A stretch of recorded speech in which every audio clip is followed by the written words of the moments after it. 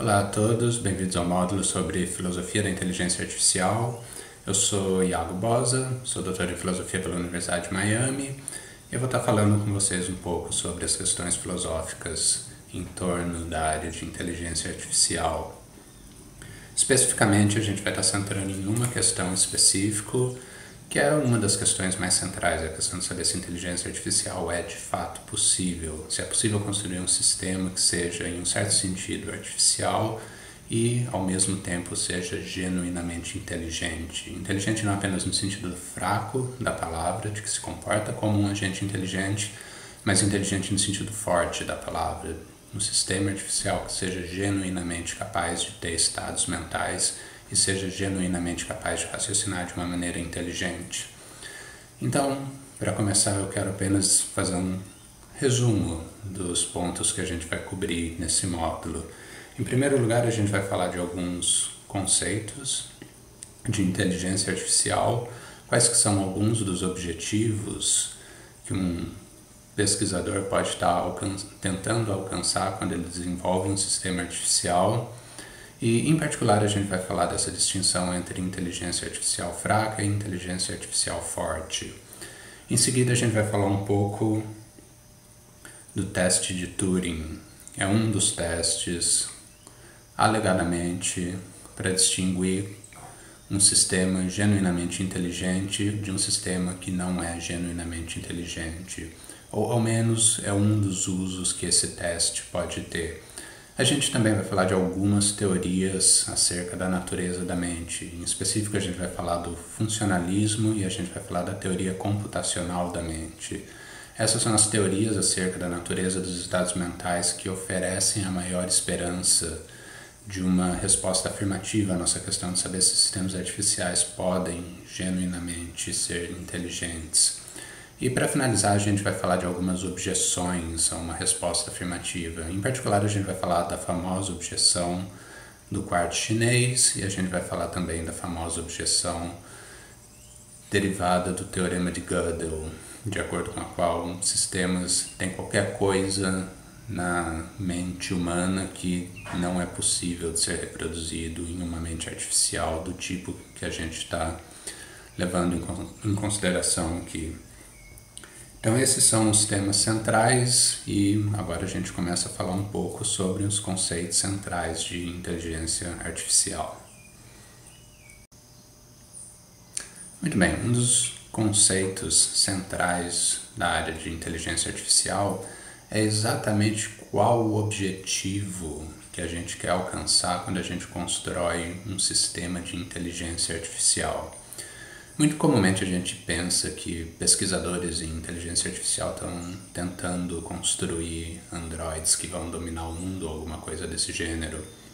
Isso, na verdade, tem uma prioridade relativamente baixa na área de pesquisa. Quando você olha para as implementações que as pessoas de fato fazem de sistemas artificiais, presumivelmente inteligentes, ou de sistemas chamados de inteligência artificial, em larga medida, isso é para otimizar resultado de pesquisa no Google ou para te dar sugestões de vídeos para assistir no YouTube e coisas desse gênero. Muito pouco a ver com construir sistemas genuinamente inteligentes, mas a ver com resolver problemas muito específicos que a gente tem em alguma área ou otimizar alguma coisa muito específica que a gente tem em alguma área. Então vale a pena esclarecer um pouco dos objetivos que os pesquisadores podem estar tendo quando eles tentam construir esses sistemas, os objetivos mais gerais que a gente pode estar tentando alcançar. E a primeira distinção que a gente pode traçar é se a gente está querendo construir sistemas que pensem da maneira que seres humanos pensam ou se a gente está querendo construir sistemas que pensam de uma maneira racional. A gente pode pensar que a gente está querendo construir sistemas que se comportem como seres humanos, mas muitas vezes isso é um problema quando a gente está construindo sistemas reais para resolver problemas reais. Se você está querendo fazer previsões do tempo, por exemplo, e você quer construir um sistema de inteligência artificial para te ajudar a fazer essas predições, presumivelmente você não quer um sistema que raciocine da maneira que seres humanos raciocinariam. Porque seres humanos raciocinam de uma maneira falível e cheia de falhas e cheia de enviesamentos. Então, muitas vezes você quer um sistema que não raciocine de maneira que seres humanos raciocinam. Você quer um sistema que raciocine de uma maneira melhor. Então, isso por vezes é um problema quando você pensa acerca de certas considerações éticas que você tem ao desenvolver esses sistemas. Uma das preocupações é que quando você constrói sistemas artificiais, você precisa treinar esses sistemas para fazer certas associações, para que eles consigam fazer certas previsões. Quando você treina esses sistemas, geralmente você usa bancos de dados disponíveis na internet. E esses bancos de dados geralmente têm associações preconceituosas, ou racistas, ou sexistas, e você acaba treinando sistemas artificiais com esse tipo de informação. E o resultado é que você acaba tendo sistemas artificiais que têm associações racistas e sexistas e por aí afora. Então, muitas vezes é um problema que um sistema artificial pense da maneira que seres humanos pensam. Muitas vezes isso não é o resultado que a gente quer.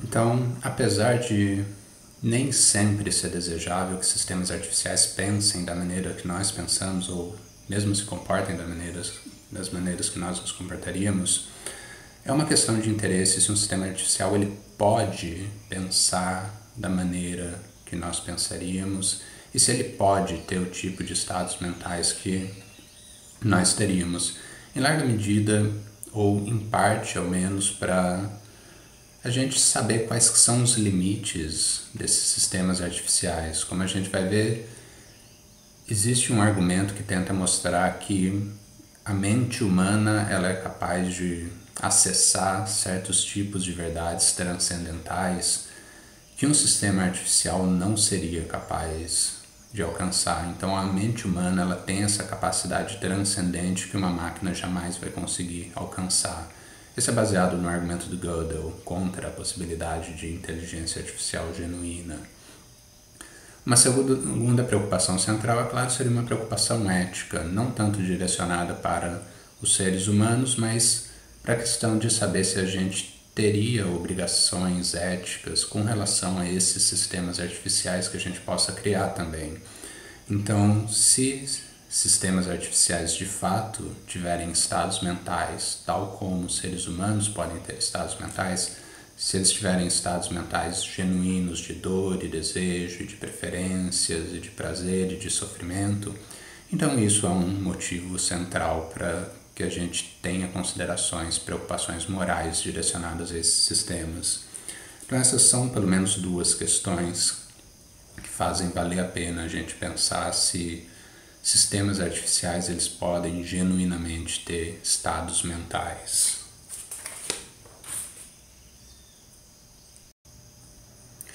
Muito bem. Nosso ponto de entrada, então, para a questão de saber se máquinas ou se sistemas artificiais podem ter estados mentais genuínos vai ser o teste de Turing. O teste de Turing foi proposto por Alan Turing, num artigo sobre se máquinas podem pensar. E a sugestão original do Turing, na verdade, é que a questão de saber se máquinas podem pensar ou se elas podem ser genuinamente inteligentes, isso é uma questão demasiado vaga para ser tratada diretamente. Então ele propõe a gente substituir essa questão por uma questão mais precisa. E a questão mais precisa seria a questão de saber se um sistema artificial ele pode ser bem sucedido em um determinado tipo de jogo, se ele pode jogar e ganhar esse determinado jogo. E a maneira como ele descreve esse jogo, que ele chama de jogo da imitação, é que um jogo que envolve 3 jogadores. Então você tem um interrogador que vai fazer perguntas e você tem 2 outros jogadores que vão responder a essas perguntas. Um desses jogadores vai ser um ser humano normal e o outro jogador vai ser um computador ou algum tipo de sistema artificial. E esses participantes eles podem interagir apenas por alguma interface de texto, eles não podem se ver diretamente, porque em princípio isso introduziria elementos que são irrelevantes para determinar se um sistema é inteligente, se a pessoa se parece com um ser humano ou não. A aparência do sistema em princípio seria inteligente, seria irrelevante para determinar se esse sistema é inteligente. O que importa é o tipo de resposta que ele daria às perguntas.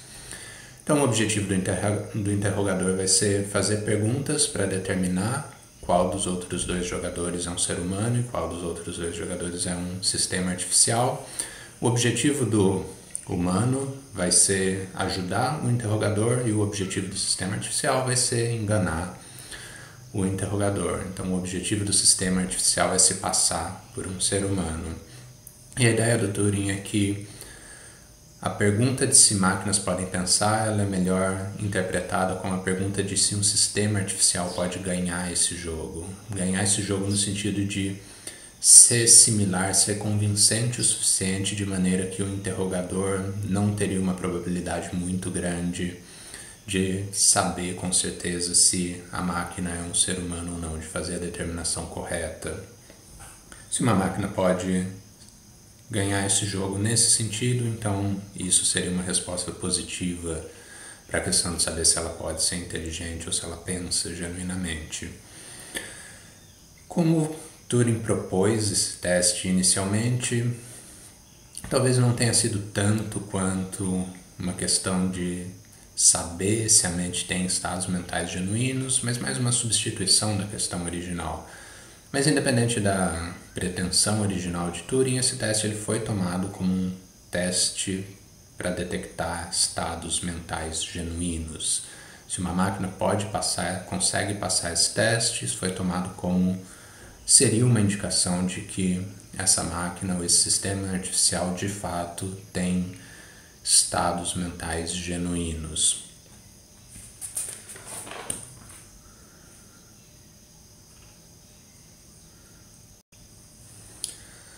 Mas apesar da pretensão de usar o teste de Turing como um teste genuíno para detectar a presença de estados mentais, é um pouco difícil de evitar a sensação de que o máximo que esse teste está detectando é um certo tipo de simulação de inteligência ou de simulação de um estado mental, e não necessariamente a presença de um estado mental genuíno.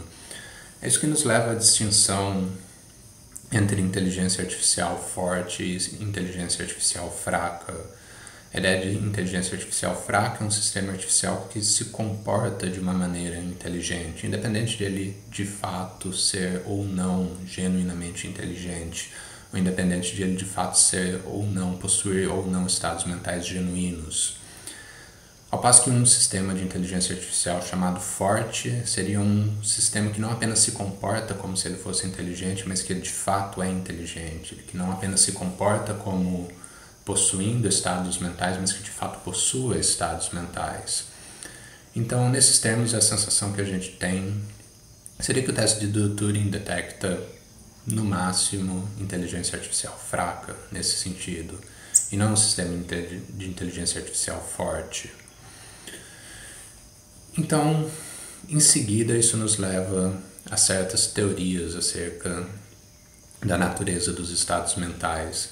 E existem duas teorias em particular que fazem a ponte entre o teste de Turing e a possessão de estados mentais genuínos, que são duas teorias que a gente vai falar em seguida, que é o funcionalismo e a teoria computacional da mente.